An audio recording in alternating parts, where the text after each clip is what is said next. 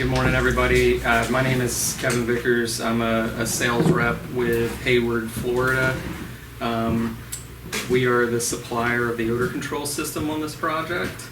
So we'll get started. There's coffee and donuts in the back for everybody who's here today. Anybody watching this in the future, you got to contact Jeff Lamphere for the coffee and donuts. Anybody know his cell phone number? Yeah, absolutely. Absolutely.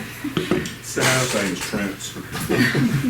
So we're here today to go through the odor control system that's been installed, and this is intended to be pretty informal. If you guys have questions as I'm rolling through it, feel free to ask them. This is part one, really, of the training. This is the coursework or classroom setting.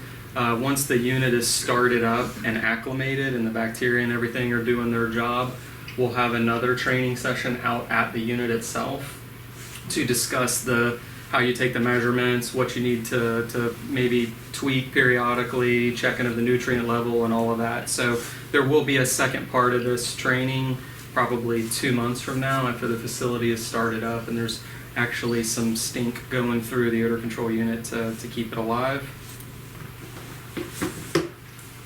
So odor, why do we want to treat it? I think we all know the answer is because it stinks, right?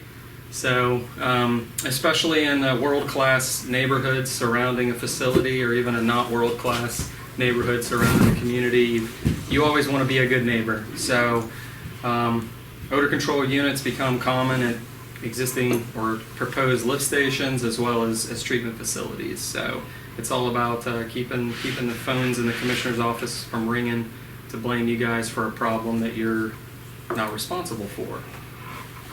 So a little overview of odor generation. I mean, we all know out in the collection system there's smelly things that happen, and yet the citizens look at the facilities that the county owns and maintains and wonders why they stink. Although everybody knows what their Taco Bell or Waffle House smells like the next morning. All these things combined go through the collection system, do a variety of things in the collection system, and then they end up here for you guys to treat. So this is a complicated sort of summary of what happens out in the collection system, where you have solids that break down into a variety of things. And the element or the compound that's most talked about is hydrogen sulfide, which when it comes to performance testing and validating that the unit is performing, this will be what's measured.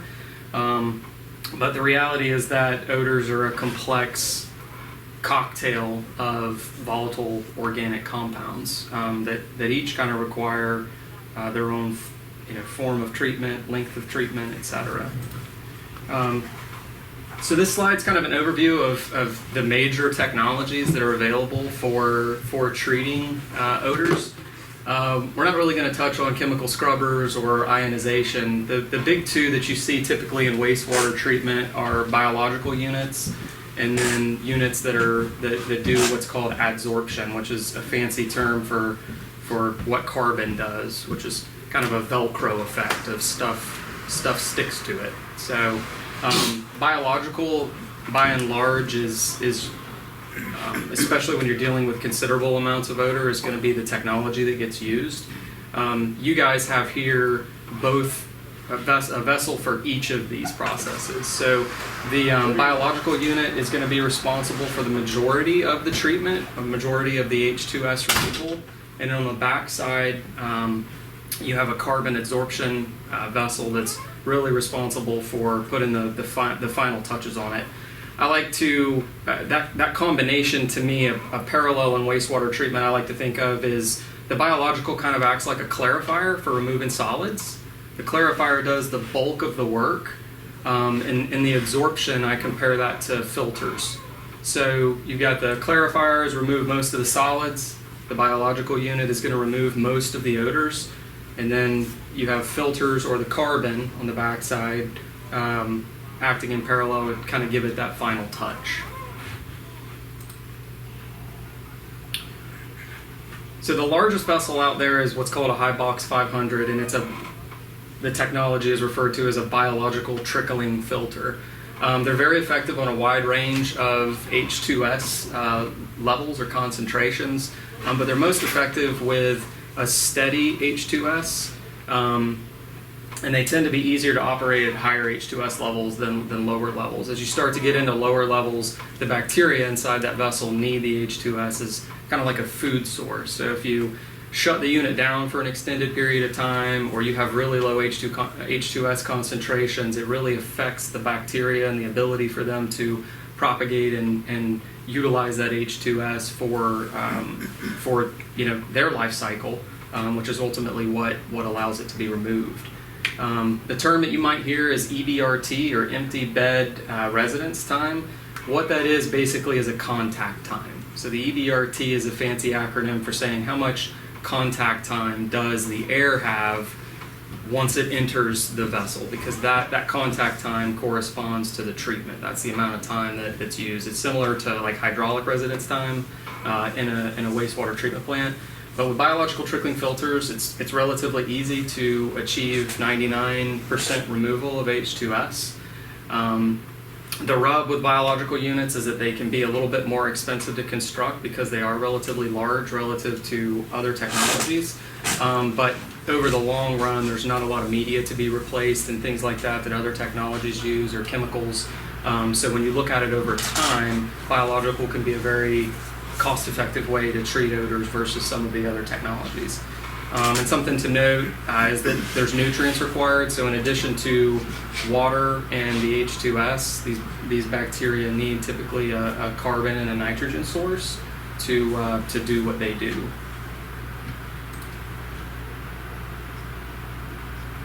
Here's a few pictures that might look familiar to you guys.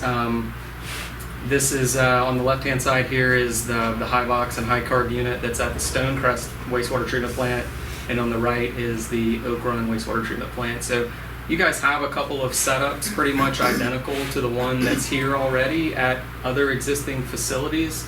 They'll operate very similarly. The only kind of major difference is that the unit here is quite a bit smaller than these, but the functionality, the way it operates, is pretty much identical. So if you're familiar with the operation, maintenance, and performance of those units, it'll translate pretty much perfectly over to here. The only, again, with the equipment will be a little bit smaller, the blower may be a smaller horsepower, but in the end you're going to have a VFD to control the speed, you're going to have a nutrient pump, a water system, irrigation system. It's all pretty much exactly the same. I'm pretty sure none of us are familiar with the other systems. Yeah, that's why Sean picked us to come over here, because we don't get to run them. Right. These are the Silver Spring Shores. Okay. We have a couple of new fellas here. Okay. Is the reason that those are larger is because the hydrogen sulfide is a lot larger amounts at these two other plants? I think it's because the older the people, the better the smell gets. When you lose other senses, No. Well, H2S levels participate in the overall design of the vessel, but the biggest difference and the biggest contributing factor on the vessel size is the volume of the area that you're trying to scrub. So at like Stonecrest and Oak Run, both of those are connected to either an EQ or a surge tank, which has a much larger volume. So by mass, the H2S loading is likely to be higher because you're treating a much larger volume, but the concentrations will vary across the facilities. But it's mostly about getting that contact time, that 20 seconds. So if you have an airflow rate and you have to keep it, in the vessel for a certain amount of time, the vessel gets larger because the flow rate is increased, and the flow rate gets increased because the volume that you have to turn over is larger. So here you have the headworks, which is really just the parks and screens as one of the areas that get scrubbed, and those are relatively small spaces. And then you have the surge tank or the EQ that's scrubbed. So when you compare those volumes, that's what goes into the design of the size of the unit. And these are larger. Stonecrest and Oak Run are larger because the volume that is being scrubbed is much larger. do you guys actually come in and like Odalog or whatever, and kind of get a range that you're looking at to, I guess, kind of fit when you're retrofitting an existing facility, it's much easier to do that, and when we can, we do. When you're dealing with a facility that hasn't been constructed or it's brand new, or you're adding a structure that's going to have a smell that can't be measured yet, you typically default to an approximation that's provided by the engineer. But when you can take actual measurements, it's better to do that. And there's two different types of measuring that you can do. Both pretty much use the OTA logs. One is static, which is just hang an OTA log in an environment, and it records what it records. A more realistic way to take the measurements is to do what's called dynamic testing, which is the exact same conditions. You hang an OTA log in a space, but you hook a blower to that space, similar to the actual function of an odor control unit, and you start pulling air off of it. Because what will happen typically is you'll have much higher concentrations when you're not turning that airspace over. So the H2S levels in a static reading will typically be much higher. Now, how much higher depends on the vessel or what you're doing. If you're scrubbing a lift station versus a headworks. It'll vary, but when you put a blower on that space and you start diluting it and pulling air in and turning that headspace over, typically you're going to see a reduction in the H2S concentration that the OTA log records. But that's very similar to what these odor control units do. So you have a blower, and we'll walk through the components. The rest of the slideshow is pretty much walking through the pieces of the odor control unit.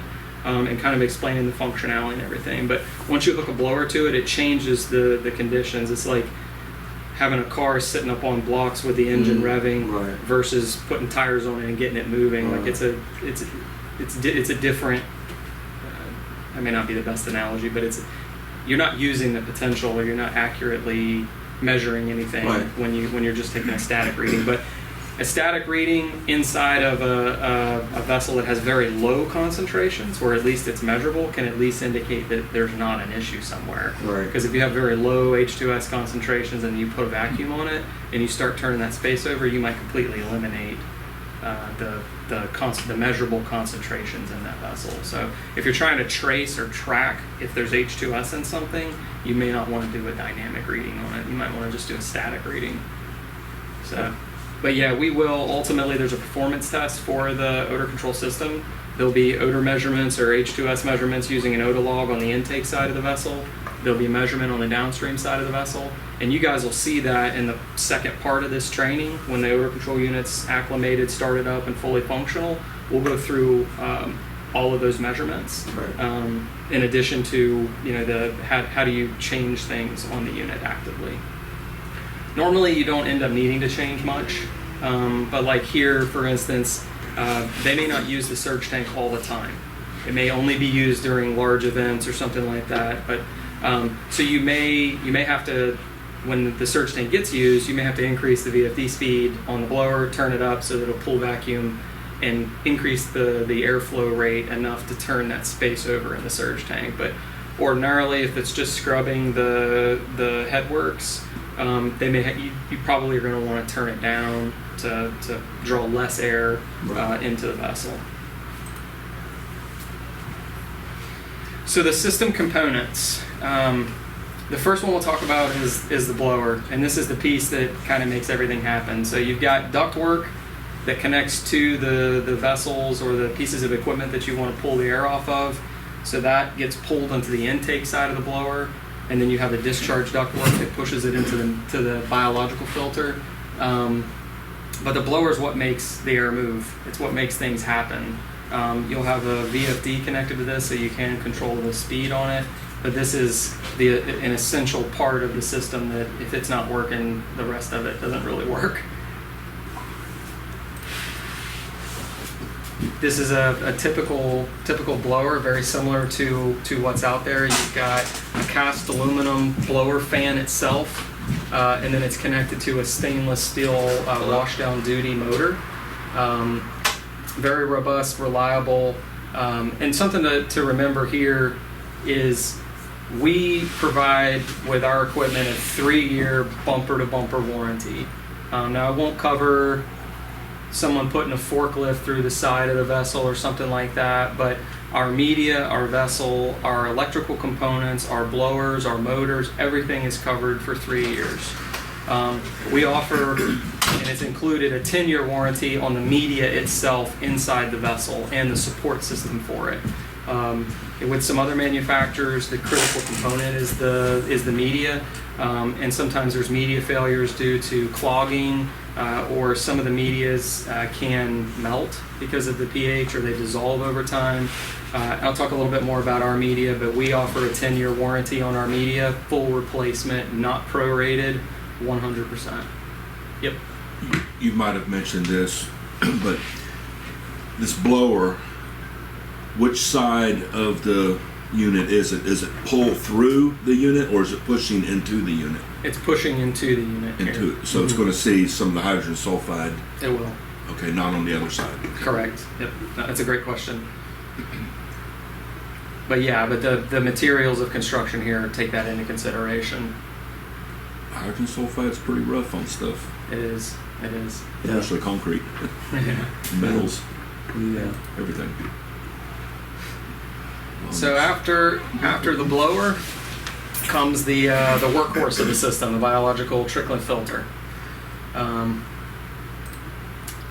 going to do a little cross section here. I'll spend a little bit of time on this slide because this sort of is at the heart and explains kind of what's happening with the unit. So in this picture, the blower would sit here and it's pulling air off of the basins and then pushing it into an open space in the bottom of the vessel. The air is being pushed up through this blue kind of hatched area. This is where the media is, and I'll show a picture of the media in the next couple of slides. But you have a big volume of this media, which is where the biology attaches and where the treatment occurs within the vessel. So this red arrow indicates the direction of the airflow through the unit. So it goes up through, this is where you get your 20 seconds of contact time. And then there's a headspace over that media that has an irrigation system. So this is there's a water source for this because you have to keep the media bed moist to keep the bacteria alive. And then also this is the injection point for the nutrients that the biology needs. So there's a series of sprinkler heads in here that cascade water over the bed to keep the bed moist. So that water doesn't get entirely used. So there's a continuous, what's called countercurrent flow, where the water is gravitating through the media and it's picking up, bacteria that slough off and any byproducts, the waste from the bacteria, and it's trickling down, and it ends up dropping into this sump area that's connected to a drain. But the whole system relies on this countercurrent effect of stinky air coming up through the vessel. What starts out as relatively clean water, which can be either plant effluent or potable water. It comes down. How much water are you talking about using? In one of these, that's a good question. I don't have the exact volume, but it's a couple thousand gallons a day for a vessel of this size. But once it gets up, so up in this area, you've got a sprayer system that's putting out a relatively fine water mist that ends up on the media bed. Well, water coming in contact with carbon media is a bad mixture. Moisture can ruin carbon media. So what we do to protect the downstream, because this air comes through this media, comes up through a second layer of media, and this is what's called the demister layer. This is plastic material, it's media that removes the water particles, the fine mist. So it's basically sort of effectively drying the air passively before it leaves this vessel and moves on to the carbon vessel. And I'll show a picture of that media as well. But that's, in a nutshell, regardless of which manufacturer you're talking to, this is a very, very standard configuration for biological treatment. Countercurrent flow, an irrigation system, a blower pushing air through it with either an exhaust stack at the very top, or you connect ducting and it goes down to a carbon unit like what you all have. Okay, so you mentioned either potable water or in-house plant reuse water. Both have chlorine. and it can vary wildly with the plant water. Are we pulling this truly out of that into the chlorine contact, or can we pull it after filtration before chlorination? It's the setup here is to pull off of the in-plant water source, which I believe is post-chlorine contact. So there will be Yeah. chlorine in it. Was that going to strip the biologicals off the attached biologicals? It depends on the concentration. The higher the concentration, the It can more vary. likely it is to be an issue. But that's something that we'll keep an eye on as we're doing the performance testing to make sure that it doesn't appear to be inhibiting the performance of the biological treatment. But There's it would be okay if we were able to use unchlorinated water after filtration. that would be a better situation even, yeah. Yeah. So where you can do that, it's good to. But at lift stations, for instance, where these units get installed, a lot of times the only source is It's got to be potable. yeah. So it may impact it, but if you're dealing with 1 to 2 parts, you're probably not in a real bad situation. If you're pulling like a 5 or 6, like if you burn really hot during some It can times. currently. Yeah. Okay. Yeah.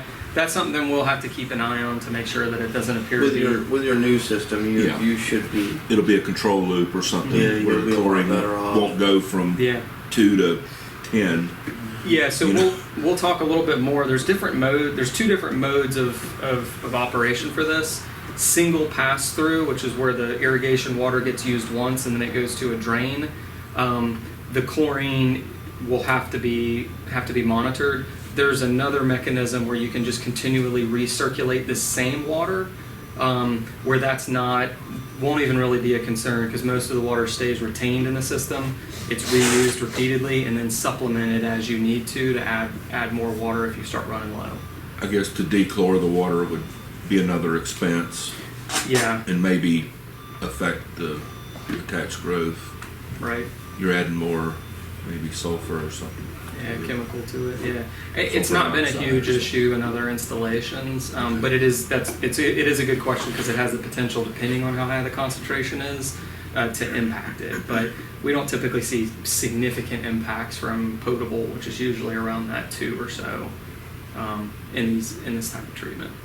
So, You mentioned on top of this, that it won't be used all the time. It would be like during events and that type of stuff, right? I mean, at some point it would be on and off type of Well, procedure. It has to right? stay wet though. The surge, yeah, we'll talk through the control of the system itself because there's timers on it to control the irrigation system to keep the media bed wet. It's automated, so that component of it's running all the time. The surge tank may or may not get used, depends on how you guys decide to operate the facility. But this will run, the blower will run 24 hours a day. It'll always pull off of the headworks. Which is probably going to be by and large the largest odor source on the site, especially with the rotoshears that are up there. So it'll stay, the blower will run 24 hours a day unless there's a problem. Where it's pulling the air from can vary. And that's where, again, you may have to turn the speed up, you may have to adjust the irrigation time if you change the mode of operation. Because the colony, the I see what you're bacterial... saying. Yeah, the bacterial colony will have to have time. It's just like in wastewater treatment that I if see you what you're saying then, yeah. if That you makes add on a sense. big user, you may have to carry more solids in inventory I or see. something like. And that's the thing that a lot of people that use these don't really fully. Well, a lot of people that design them don't even fully understand that this is 100. There's some mechanical components here, but this is a biological process that can get upset. That can die if you leave the irrigation water turned off. If you leave the irrigation water turned on, it'll change the pH in the vessel. So it's a living, breathing colony of organisms inside the vessel that under normal, nice, homogeneous conditions, they reach a nice balance. But when you start changing things or you shock load them, there is some influence there from the environment that biology is in, just like with a wastewater plant. Yes, sir. I'm actually probably 3-4 months ago, used to work at the City of Leesburg's wastewater plant, and we had similar to that. And I never knew it had water into it, and I think they used potable. Okay. Yeah, it's very common to use it. Yeah. As far as the EQ goes, I mean, with all these events, I would imagine you're going to be using that EQ as it is for an EQ normally. I mean, there's 47 events every day over there, so I would. Yeah. That would make your process smoother as well. I mean, the more you can utilize it, the better. Yeah. They're adding another motel. There'll be a total of probably 3 motels, and they're building a 25,000 I think it's a hotel. A sport- motel's like a lower end, right? Ain't that how it is? Like a Motel 8? Yeah, like a motel is kind of like. That's where the staff lives, right? Or stays Yeah. when the big dogs come stay in the base. Motel. Well, whichever. It's People in the future watching this, hopefully WEC stopped expanding at some point and it reached build out. no, they're building another place up at Yeah. the jump Oh yeah, club. it's gonna Yes. be. You need a new EQ, another EQ. But I can't imagine that They're you're. going to have their own sewer plant up there. So the unit's been sized for both the headworks and the EQ. Yeah. So we're covered from the sizing perspective. And if you decide to use, if I remember right, we designed the splitter structure to allow 100% flow into the EQ with pumps to decide which train coming out of the EQ that the flow goes to. Yeah. So there's flexibility for operating it that way. Those pumps are on VFDs and. That's detail. I don't remember. That's going way back. I would imagine. For those watching in the future, I used to work for the county, and I was involved with the design, good or bad. Well, I'm just saying, like, The lead in the- with our plant, not to get off subject here, the EQ is great. Just,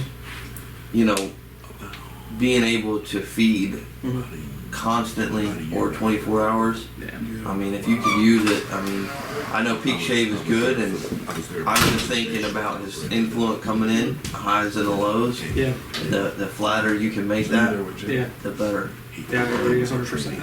I don't think what you're saying, as far as turning this, I don't think it's gonna be a problem because it's gonna be running. Yeah. Well, when we started the design on this, it's WEC was probably a third of the size that it is now. So design was a continuously changing set of facts. So the splitter box should be set up to do either side flow EQ, like a peak shaving, peak shave. or 100% flow through. That's why the pumps are there, but there's a discharge condition into the discharge on the splitter box from those pumps to put it directly into the biological process that you want to. So. Well, there was mention that the Stonecrest Oak Run, that was basically straight across the board. There was not a whole lot of adjusting that system, correct? This one will be more of possibly adjusting, depending on the events and using Possibly. EQ and that type of thing. Unless they decide to drop the weir and the splitter structure and send 100% of the flow, if they do that, if the decision is made to operate the plant that way, then once the unit's tweaked in, you should never have to, I shouldn't say never, because as more things get built, the H2S concentrations change. Like there's dynamics in the system that may require changing in the future. But in the short term, within a couple months kind of time frame, you shouldn't really have to be doing a whole lot of tweaking once it's dialed in. What's the smell come off? The smell coming off of this? It ain't roses. Yeah, I mean, like what? I don't know what are you looking for? I should say. That's a better question for Rodney, because it can vary, really. It depends on how you operate it. It shouldn't smell like H2S. So not the eggs. But It's an odor reducer. Yes. I mean, you ain't going to get it 100%. I wouldn't. Yeah. I mean, it don't I'd smell like like it coffee to. and donuts rolling off the top of it. if you roll through carbon afterwards, you'll end up with a carbon smell. But even carbon has a smell to it that is one way when it's brand new, and then as it starts to get spent, it has another smell. But how to describe it? Does it smell like, the current girlfriend or the ex-girlfriend. Yeah, I mean, I understand. They smell like I don't know. It's more of like a earthy or more neutral. It shouldn't be as offensive as if you put your head straight in front of the blower. You know, it should be better. But the way Robert's describing it is pretty perfect. It's an odor reducer. It's to take the edge off. In the end, it's not odorless. No, I figured. I just didn't know if it smelled like Gain Febreze or whatever. We're working on something for that. In my mind, I thought it would be like a honeycomb throughout the tank, not only on the edges. That's what I was thinking of. Oh, no. So this entire volume is full of media. Oh, okay. Yeah, this box was just there to indicate that this area. I was looking at the blue things, thinking that was your media, attached media. No. Okay, cool. Yeah. That's better. It's same thing with this box. This is all. It's a simplified drawing, but this whole area is filled with that demister plastic media. But yeah, the balls fill this whole area up. It's attached media on round balls. Is that what you just said? It's round balls that are piled in there. Okay. Basically, yeah.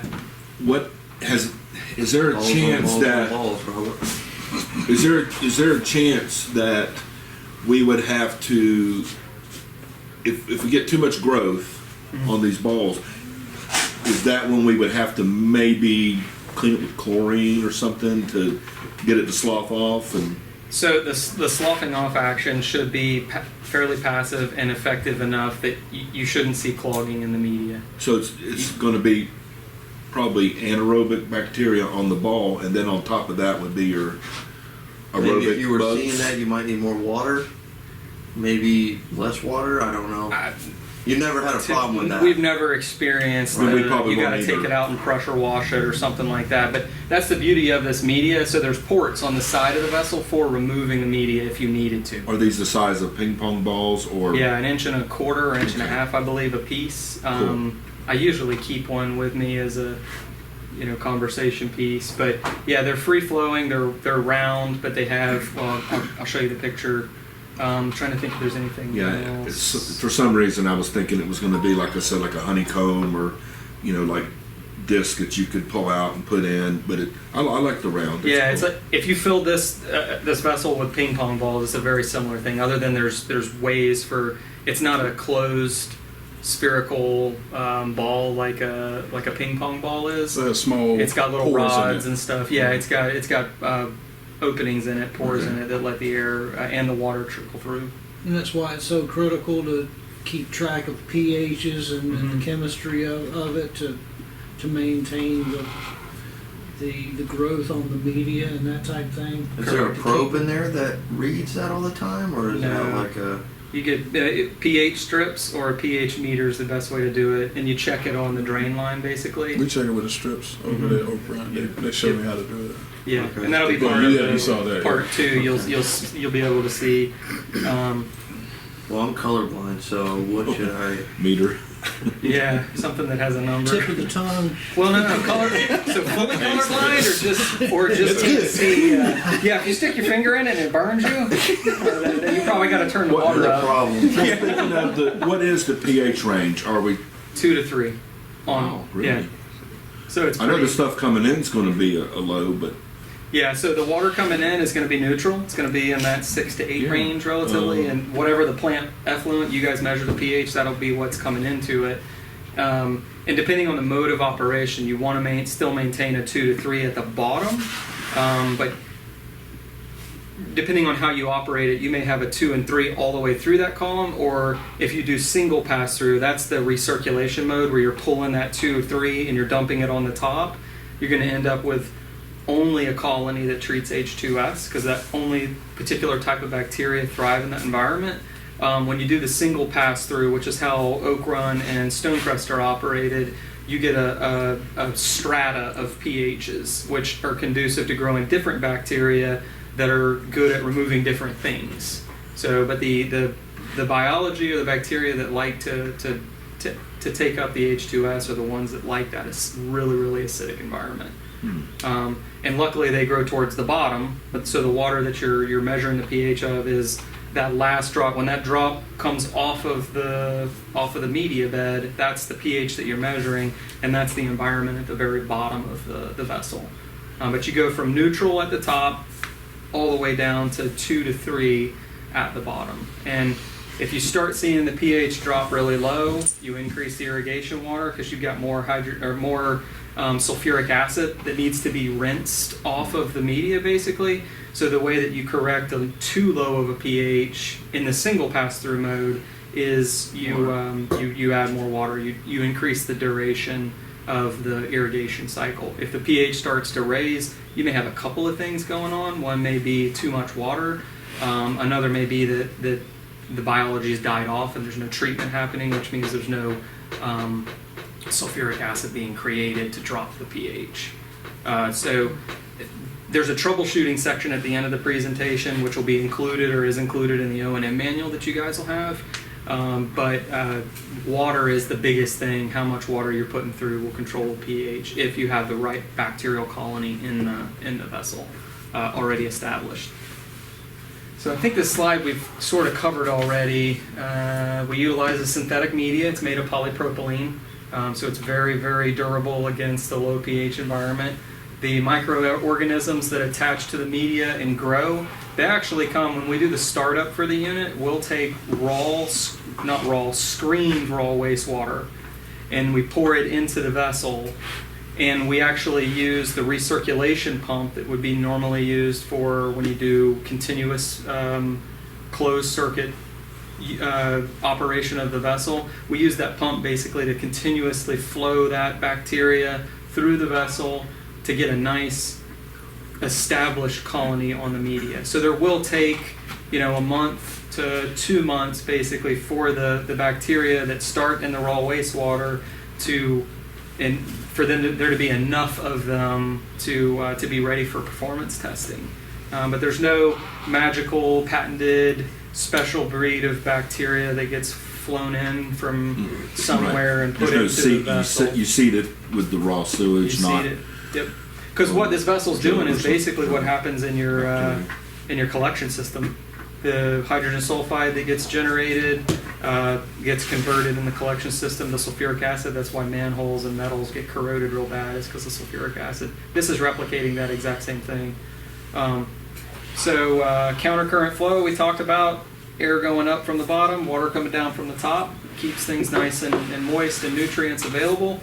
Very difficult to pronounce bacterial names in there, but the Acidithiobacillus thiooxidans are the ones that like the low pH. And then the Thiobacillus thioparis thrive in the higher pHs. So those are the main sort of breeds of organisms that grow in this unit. This is a picture kind of looking into our media that's in the larger part of the vessel, the biological. So this is the actual media that the bacteria will attach to it and grow. But as you can see, there's a series of, it's spherical three-dimensionally. So each of these rods provides surface area for the bacteria. Hopefully we can find one of these little balls to pass around. But this is the same media that's in Stonecrest and Oak Run. And this is where the bacteria hang out and do their thing.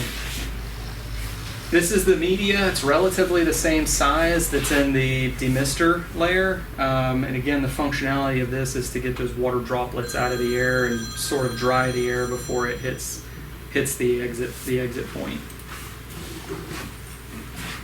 So moving on to the carbon unit. And this is less exciting. There's not really as much. I didn't put in here the theory of mass transfer and all that has to do with the effectiveness of carbon or sizing or any of that stuff. But looking at the ductwork before we talk about the carbon vessel, so you have the ductwork leaving the biological unit, and then it comes to a split point. So Stonecrest and Oak Run were provided with the same duct configuration. This vessel, or the vessels here, have the same thing where you have the option If the air coming out of the biological unit is pleasant enough to open air discharge, you have the option of discharging the air before it goes through the carbon. So what this does is, if the air that's leaving the biological it smells close enough to roses that you're okay with discharging it, you discharge in between, and that's really a judgment kind of thing. There's not much you're measuring there or anything. But what that does is it extends, if you can, will extend the life of the carbon. If you don't have to use the carbon, it's better not to, because carbon is relatively expensive to replace. So the carbon unit is there in some cases and for an insurance policy, that if there is something, we end up using the carbon during, or we can use it during the acclimation process, because when you start pulling stink off of the headworks, and you haven't established the biological treatment yet, you may want to put it through the carbon unit in order to prevent just bad smells from happening. So but once the biological is established, most of the time, and I believe this is the case at Oak Run and Stonecrest, is they discharge through the intermittent stack and don't use the carbon. So there's slide gates here. There's new and improved slide gates that have been provided on this unit that actually have a seal. Some of the previously provided slide gates had some leakage around the housing for the blast gate, but these, as you'll see when we go out there, they're a different style and should get a good seal between them. But if you want to discharge in the intermittent stack, you open what's called blast gate here. You close the one going to the carbon, and the air finds the path of least resistance and comes out of the intermittent stack there. If you want to use the carbon, you close the blast gate on the intermittent stack, open it to the carbon unit, and then the air goes through the carbon. And replacement time frames are really hard to predict with carbon. It's really a wait and see kind of thing. But it is the best form of, we'll say, treatment. It's just it has a shelf life. So the media in the biological unit should never really have to be replaced. But carbon will get expended over time. It'll start to smell like, some people say, like sour milk or onion. It'll develop a smell, and then as it gets used up, carbon, like I say, is more of like a Velcro. Stuff sticks to it. The components in the air stick to it. So once that surface area is taken up, the smell that comes in leaves because there's nowhere for it to attach. So if you're using carbon full time, what you'll start to notice is there'll be breakthrough. And this is from the plan set, basically a cross-sectional view of the carbon unit. And there's carbon media pretty much through this whole area. But it's very similar in design to the biological filter, in that the air comes in through the bottom. The same blower that pushed the air through the biological unit has the power to push it through this vessel as well. So the air comes in, comes up through the media bed, and then is exhausted through the top stack. There's a couple of sample ports that are here to give you an indication of how much of that carbon is spent. So the carbon that's at the forefront takes the brunt of what's coming in first. So the space available for that Velcro effect gets used up at the bottom first, and then it creeps its way up through. There's a technical term for it, but it's escaping me right now. But that media gets expended from the bottom up, essentially. So these ports are here so that you can test H2S levels with an otolog at about a third of the way through, at about 2/3 of the way through, or it's a quarter actually, about a quarter of the way, halfway through, 3/4 of the way through, and then there's a sample port up here to test the very back end of the whole system. So this gives you an idea, and if you ever take an otolog to Stonecrest or Oak Run and you sample off of these ports on the carbon units there, you'll actually see, and I was at Oak Run a few weeks ago, we had like a 7 or 8 coming into here, and it was 4 or 5 here, it was 1 to 2 here, and it was 0 here. It's pretty neat. You can actually see the removal in the column of carbon. And then of course, if you're getting 0 here, you should be getting 0 at the discharge. There's not There's not much to talk about on the carbon unit. The media that gets put in it is typically a pelletized, almost like dog food or deer food looking pellet. It generally kind of is a gray or black color, and it turns kind of a white or lighter gray as it gets expended. But you won't really be able to see that until you remove the media. Is it made from like coconut shell or something like that? Or? So there's a coconut shell version. There's all kinds of carbon that you can buy out there.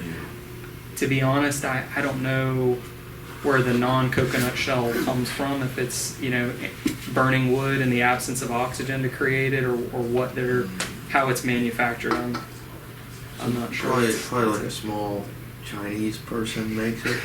Yeah. Pile of powder. So. Push on it really hard. So I guess there's going to be probably a time to where the county's going to probably have 4 of these units at some point if they build another plant somewhere. I'd sure like to have one in my plant, Silver Spring Shores. Oh, I thought you guys don't have one. That's They right. have the blower. So, they don't have let's say they had 4 of these. Would it be?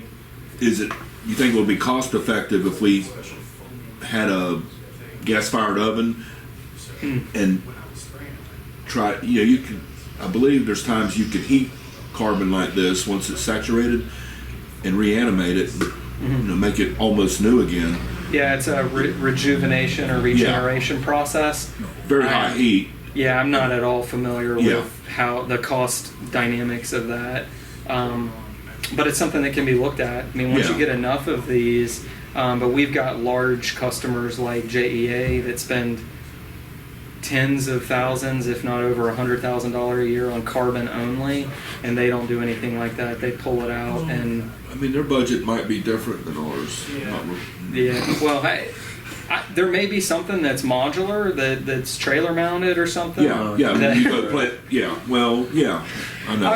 And by then, there may be a company that does it contract-wise. Like they may come around to facilities and can facilitate something like that if they have a natural gas oven or something, but I'm not familiar with anything like that. Normally what you see is a VACCON comes in, stuff out, and then takes it to a landfill basically. Landfill. It can be categorized as a hazardous waste, and the disposal of it is its own animal. And the reality is that carbon that's expended at the bottom, that face or that front of the carbon, the spent carbon goes up through the column. So if you go back a slide, you might have fully spent carbon media, say up to halfway, totally shot, completely unusable. But that top, if you don't have 100% breakthrough, meaning if you have 10 parts here, if you have 10 parts up here, that means your media is shot all the way through. But if you see any level of treatment happening, say you go from 10 to 2, that means that there's still life left in some of this media at the top. When you do a media change out, not a lot of places do this, but if you're careful in extracting that top layer, you have to determine where that top layer is. If you can determine where the fully spent media is versus the media that's not fully spent, you can remove that top layer, pull that bottom layer that's completely spent out, put the slightly used, we'll call it media, back in the bottom, and then put the brand new media on top. Almost no one does it that way. They buy all brand new media, they empty it all out, and send potentially usable carbon to the landfill. There's no baffling or anything in this device to make the layering or the removal of the layers easy. So it would prove to be challenging. You may have to get in there with a shovel and some wheelbarrows if you want to, but most people across the board buy brand new media and replace the entire volume at once. And I don't know how much extra life you would get. Again, it probably depends. Yeah, I mean, it's very already much on partially the other saturated, so. Yeah, but if you're trying to be very cost conscious, there is a way to remove. It'll probably be manually, because this is just one carbon bed. There's not multiple carbon beds stacked. You would want that type of system. if you're using huge volumes of carbon, that life, that actual, if it's only 50% spent in the top, that extra 50% that's usable, if that makes a huge dollar difference in your operating budget, you might see a vessel like that, or a configuration that's conducive to saving the top layer and putting it at the bottom in the next life. I'm sure JEA ran the numbers, and that's why they're removing all of it and replacing it with new, because if you did it the other way by turning it over or whatever, you're going to have to do it twice as much. So you got a labor and disposal problem. And measuring exactly where that cutoff is and making sure you remove it pretty evenly rather than mixing it as you remove it. So it's if you spend a couple of days with a couple of guys doing that, you might have spent the difference in a vessel this size, because this is 100 cubic feet. It's a high carb 100, so it's 100 cubic feet of media, and that's roughly, I think, $5,000 to $6,000 in cost. So you're talking saving $2,500 maybe. So it varies, and it's something worth looking at, though, if you have enough of those, and if somebody offers that as a business model, it might be a good idea. Hey, we do mobile regeneration of carbon. If you Google that, there might be somebody that does it. Yeah, and if they can do a batch, it might be me. Yeah, if they do a batch for a couple $100 versus a couple $1,000, it might be worth it. Yeah, that might be a good retirement. At least $1,000. Yeah. The deal would be to. It won't let me escape. Is there any possibility of flooding that carbon with raw sewer? I mean, if a valve or something was closed inadvertently, There is. into your bio. There shouldn't be a way for influent to come in other than if you flood those parks and screens completely, and you flood the ductwork going all the way down through the blower, you flood the blower, you flood the biological Before you unit. get to it. I mean, the potential exists there. If you fill those parks and units to the point where they hit the duct, you've got that's going to seek level, and the top of that parks and screen is above the level of the biological. So that would be an extreme situation. Where there's a will, there's a way. Oh yeah. I'm not saying it. I'm definitely not going to say it's impossible. I mean, if you had a power outage and the generator didn't fire up, the lift stations could. I would think the leakage in that Parkson's Yeah, through it would spew out. through the panels and the access doors and stuff. But if you have a power failure, the blower will stop running. It would have to go through the blower, in through the biological, flood the biological, and then flood the carbon. Yeah, it's not impossible. And there's a drain line on this that connects to a system that if it flooded, but it's connected to a gravity system, so you'd have to flood the whole site, the entire site, or seal all those manholes to be able to push the drain line back enough. Now, if you close the drain valve, because this is the drain system for this is connected to the same drain system as the biological unit. So if you close, and I don't know if a valve exists, but if you close the drain line valve and the biological unit keeps trickling, you get the water system, the irrigation system, if it's in single pass-through mode, continues to add water, you could very potentially flood this via the irrigation water. So if you want to set a camera up on it, find out which guy that is that does it. But Which guy does it? so there's a couple of ways that it could happen. Hopefully that valve doesn't exist, the one I just described. We can look at it when we go out there. But either way, in either of those situations, you got something fairly extreme that would have to happen. Other than a closed valve, that's a very simple mistake to make.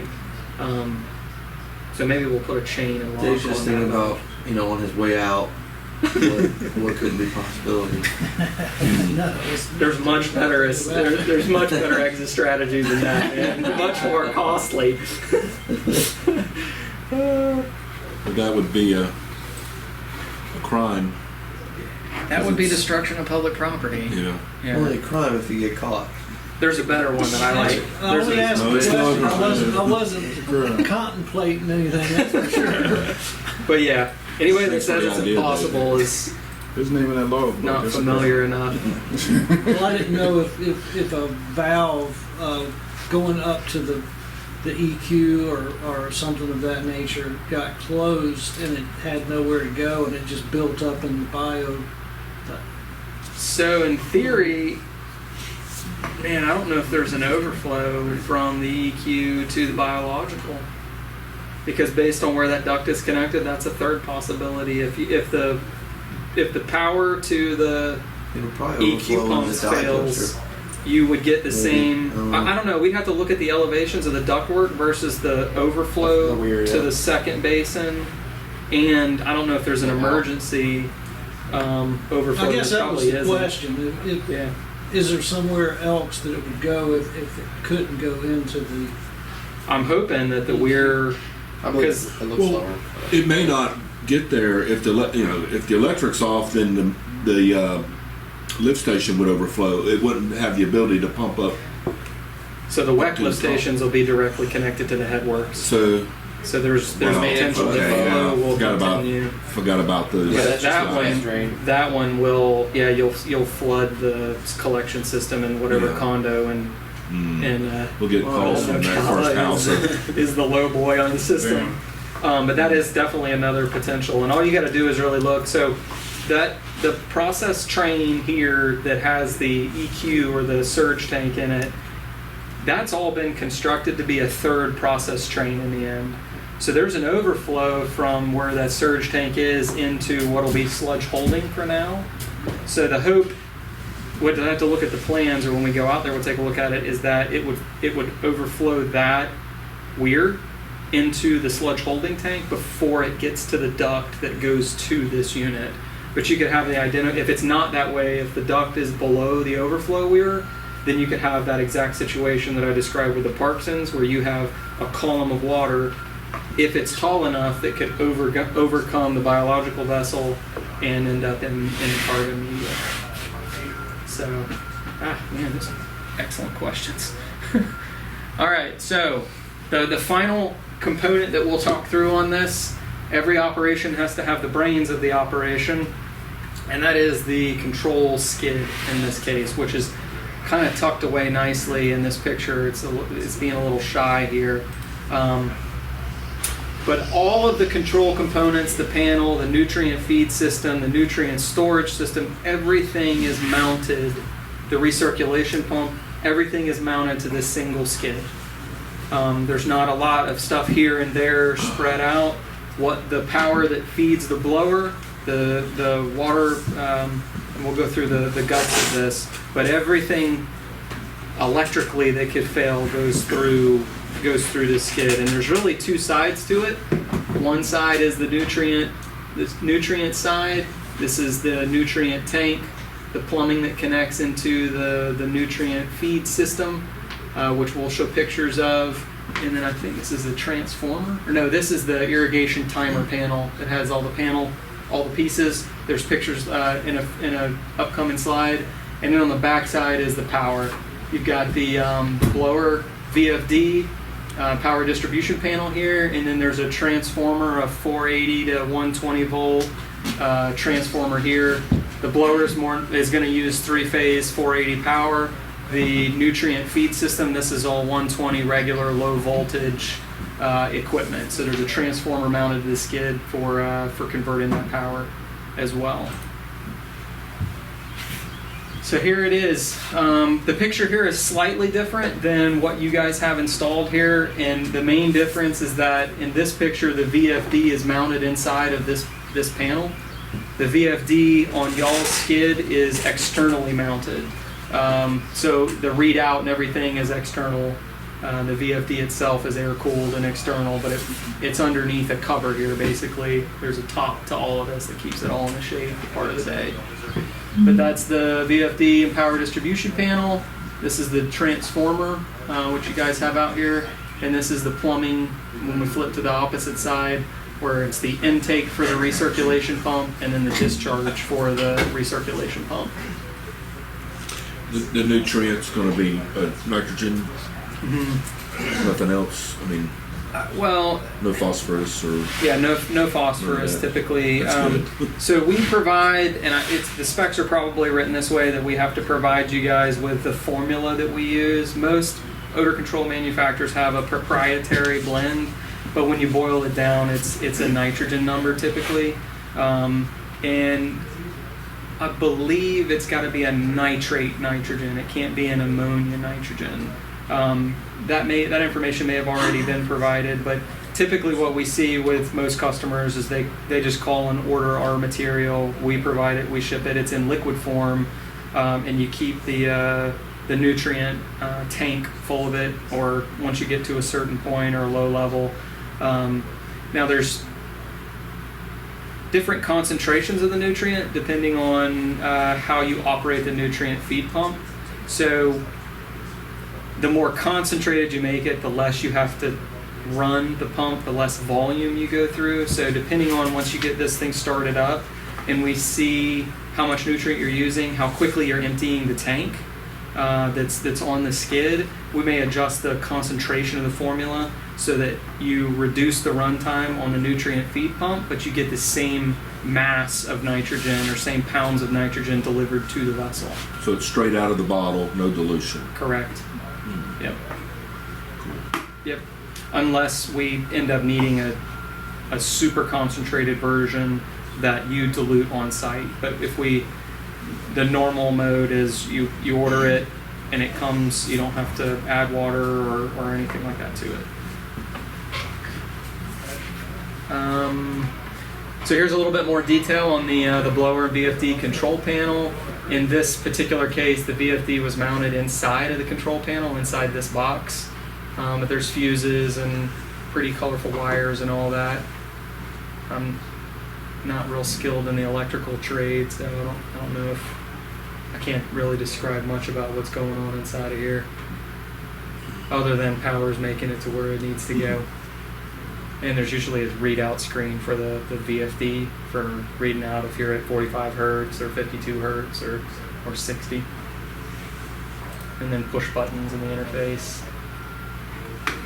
So here's a little bit more the exciting side of the control skid. This is the irrigation system. So this is the nutrient feed tank. This is where the bulk nutrient is stored.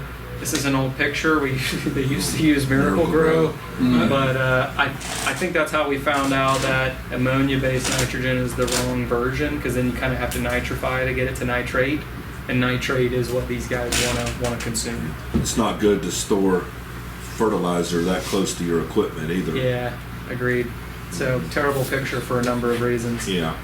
But this is the recirculation pump. This is what's used when we're acclimating the unit, or if you do, if you keep the same water and you're just recirculating the water inside the unit, this is the pump that's responsible for that. It's got a suction side, it's got a discharge side. You add nutrient through the panel, which there's pictures of the inside of the panel that I'll show in the next slide. But most of the time, this pump's going to be off because our typical mode of operation is single pass-through for a more complete odor removal. Yes, sir.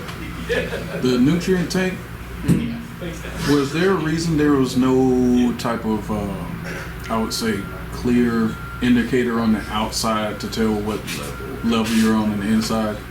Because that's a hard thing to measure from the inside.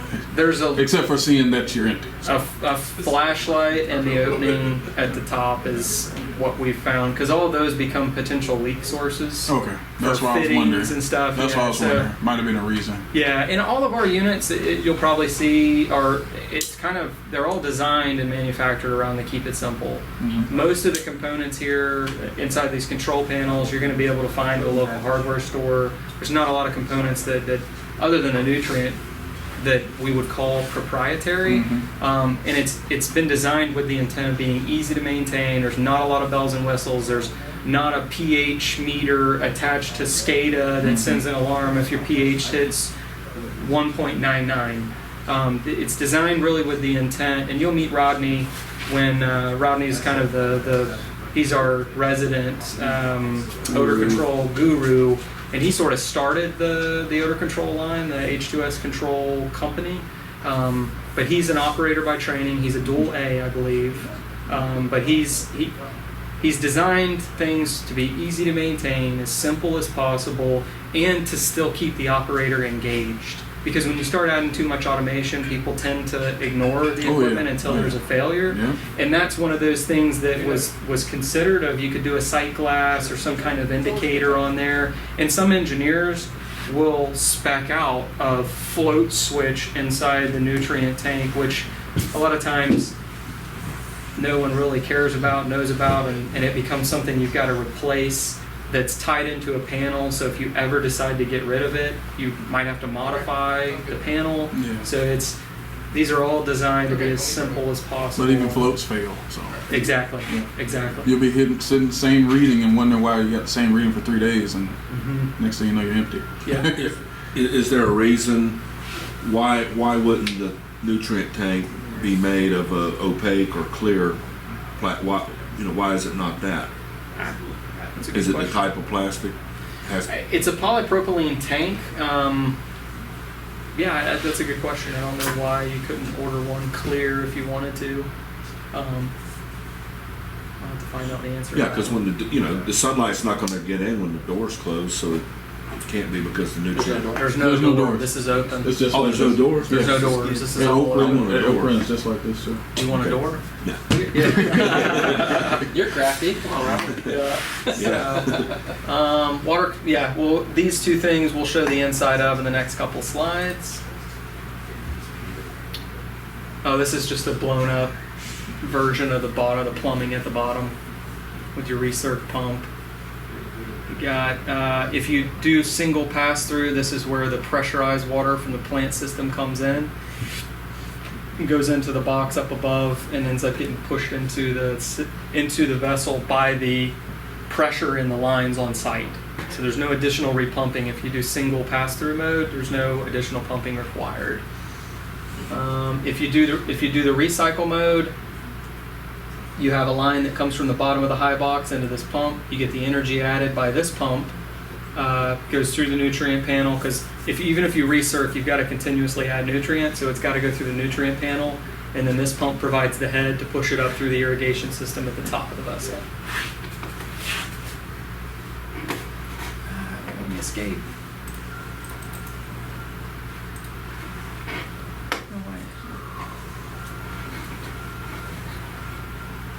Oh my God, what I did.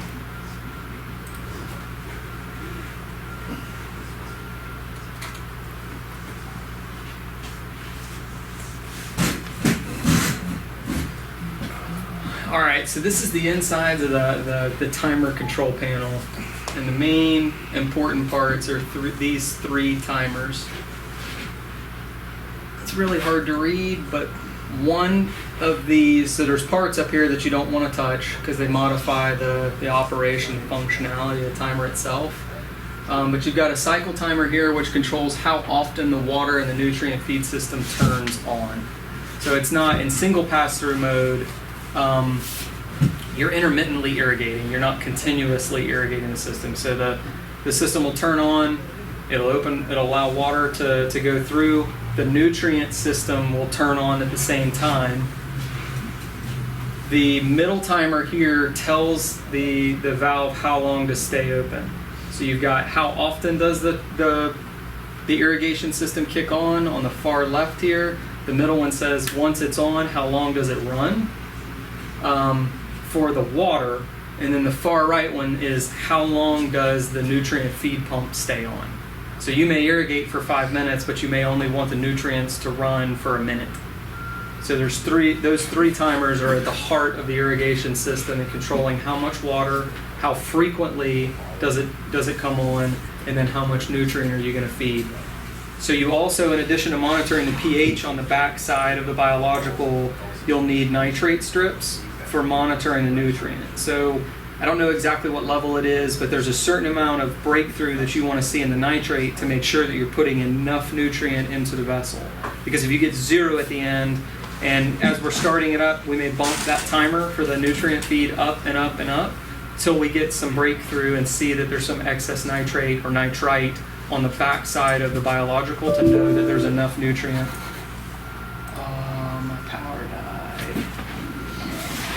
we pause? Yeah.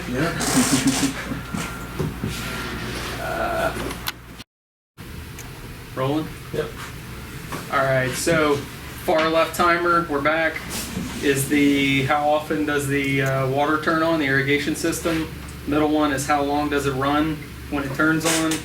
Third one is how long does the nutrient pump stay on.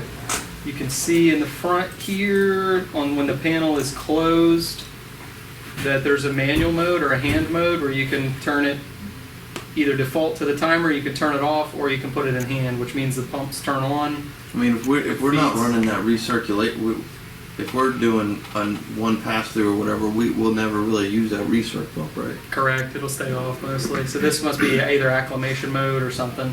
Right. Yep. Not sure what's happening here. This is inside the nutrient control panel. So you got a pressure regulator. What's going on with this thing? It's the cable. The cable's messing up? Okay. In a nutshell, you've got pressure regulator for regulating incoming pressure. You've got a valve for controlling the flow rate, and then you've got a flow meter for controlling how much. So in addition to controlling the time that the vessel or that the irrigation system's on, you can control the flow rate during that. So all that enables you to control the volume, the total volume that goes through in a given day. And then you have a pulsatron little metering pump basically that pulls nutrient from the nutrient storage tank and injects it into the discharge that heads to the irrigation system. So it all manifolds in here. The motor actuated water valve is actuated by the timer that's in the timer panel to turn the water on and then turn it off after it's reached the full amount of time that's allotted by the timer. So we've already talked a little bit about the different modes of operation. There's constant recirculation mode. Again, if you're looking for a consistent 2 to 3 pH in the entire vessel, which again is more optimal for H2S removal, but not optimal for other bacteria to grow. Our system is capable of doing that. Or intermittent mode, where you get that pH profile through the whole vessel. It's also capable of that. So it's fully equipped 100% to do either or. And the next couple slides are pictorial representation of that constant recirc mode, where you get a uniform pH throughout. You get mostly I think it's autotrophic bacteria that grow for H2S removal, versus the next slide, which is single pass-through mode, where you have a neutral pH, clean water, relatively clean water coming in, and you have a gradually decreasing pH as you get towards the bottom. And these lines are just there for graphical representation. There's not distinct zones like that are designed into the vessel. It's just a natural byproduct of, if you got lots of H2S coming in, you get a larger colony here, and what you'll see is that line will actually move during the life of the vessel. These are the troubleshooting tables that are included in the operation and maintenance manual. The first sheet here is kind of if stuff starts to, if a component is failing, here's maybe what's happening, or there's a symptom and then a potential solution for it. And this will be in the O&M manual. And then second to last slide here is probably the more common issues that you're going to see, which is the variability in the pH. So if pH is staying below, you may need to add water. The H2S incoming may be higher than normal, and you may see increased biological production of sulfuric acid. So you'll need to monitor the pH and the nitrate daily to make sure that things are stable. But this table, in essence, tells you first round, what do you do if you start to see some changes in the pH? How do you respond to it? And then last slide here is thank you for your time. If you have any further questions, you can ask them now, or I've got business cards if you guys want to call me later. I work 24 hours a day, 7 days a week, so feel free to reach out to us. one of the things that we pride ourselves in is our level of service, and we hope that with our product comes the knowledge base and the caring of wanting to make sure that this functions for you long term. We definitely don't want to start it up, disappear, and it not work 3 years from now, 4 years from now. We want to provide good service. We've had some things that we've worked through at Oak Run and Stonecrest, but definitely feel free to reach out to us if you have any issues or have another installation or application you want us to look at. We're here for the duration. We sold it, we own it. So we appreciate y'all's time, and with that, I guess, did we end the recording? I got one. Yep. I don't know if it relates to this particular equipment, but the one in Leesburg used to have a water pressure or water flow issue. Okay. It would either go up or down. Would that be particular to, say, the water pressure in the plant that we're sending to it, or the flow or inflow of stuff that's coming in from, in the plant, coming Yep. into it? No, that's a really good question, because if you have an in-plant pump station that varies between 50 and 80 psi, Right. and there's a little hydro tank on it, you will get variability in flow rate. That is the reason for the pressure regulator inside the nutrient control panel. So the pressure regulator keeps a consistent pressure going through the system regardless of what the input pressure is. So if the input pressure varies, as long as it doesn't drop below the established output pressure, Right. it can vary. Let's say it's set to 45 in the panel. You'll get a 45 coming out of it, regardless of if you're 80 or if you're at 46 on the upstream side. So the pressure regulator should ensure a consistent flow rate through it, and that's why there's a flow meter in there too, and that's something that you can test live.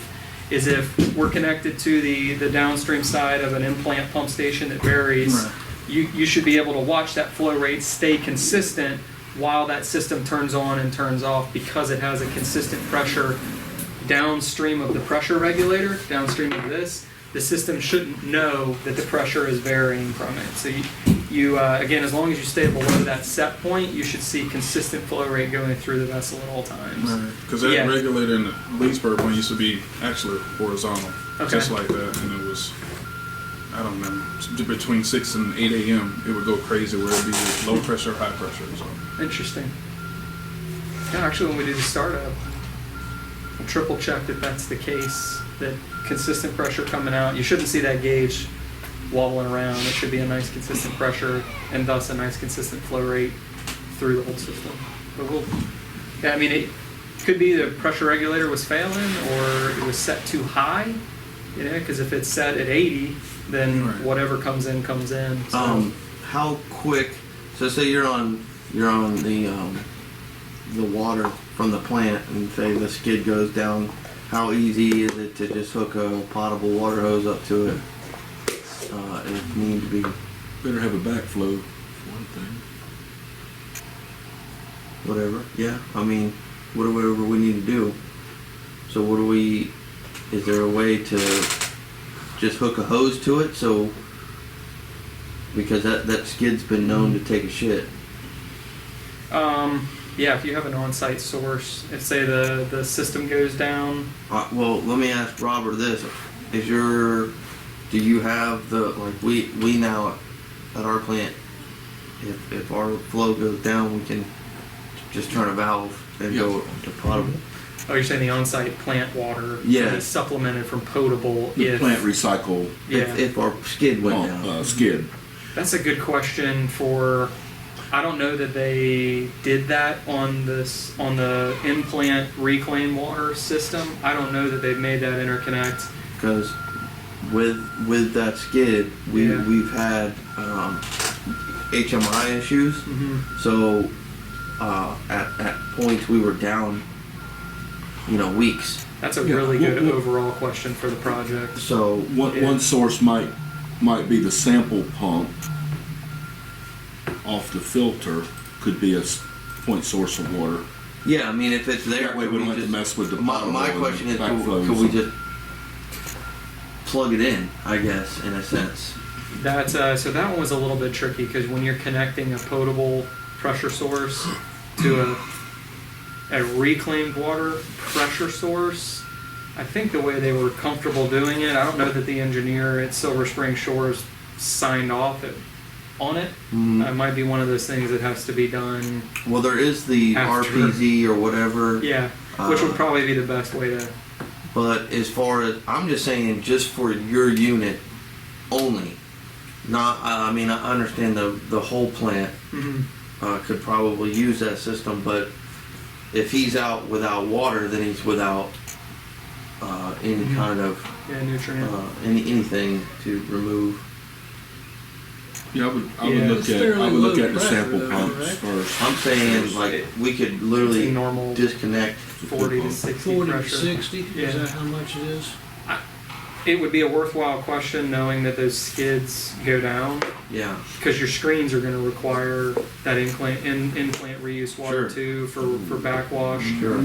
That you could do it just for the biological unit. I think the water main that comes into the site you may have to shoot under, or now would be the best time to lay a piece of poly in, because I think there's a 6-inch that comes up the west side of that road because there's a fire hydrant going in on site. But you could tap into, set an RPZ and strictly use it for the biological. But if you want the flexibility to be able to do that for the entire plant, now is the time to question that. To Sean and Jeff to have that conversation with the engineer. And if it wasn't, Josh, do you know if a redundant potable connection to the in-plant system was part of this The job? potable Yeah. to the implant? Yeah, it's kind of a deliberate cross connection that's. Not It doesn't normal. happen. It shouldn't happen accidentally. So that's a good question to pass up the chain, because I know that was important at Silver Spring Shores. Yeah. And it may be changed something our to butt look a at. couple times Yeah. already. Well, maybe you could change order a spare reclaim pump system into the job. I think there's leftover money in there. Yeah, plenty of money, I guess, right? I think change orders are really bad. Especially if they're gonna put a centrisis over here too, because they're gonna need it for that. Yeah, you Yeah. won't, I mean, yeah. That's now's the time before they do the asphalt. Now is the time to bring that up. Okay. Now is very much the time to bring that up. If it's desired to have that as part of the project. So you think if I bring it up, do you think it'd come with like a raise? Yeah. You'll have my vote. Now take your damn grades. Being employee of the month. Yeah, maybe you'll get promoted for or nominated for one of those like spot grants. You have something to say at the county. Yeah, I think it'd just probably come with more work. Exactly. Hey, Here's a shovel. Maintaining Put it in. maintaining the RPZ because you got to inspect it at that point. yeah. So, Want to go get backflow certified or something? is that part of the JPG? JPG. So, all right. Any other questions? Well, thanks for y'all's time, and we will do a part B that'll be live and out there with an Odalog and when everything is live. So we'll see you guys in another couple months. Oh, we're not. Okay. Man, I We brought can go my out there and look.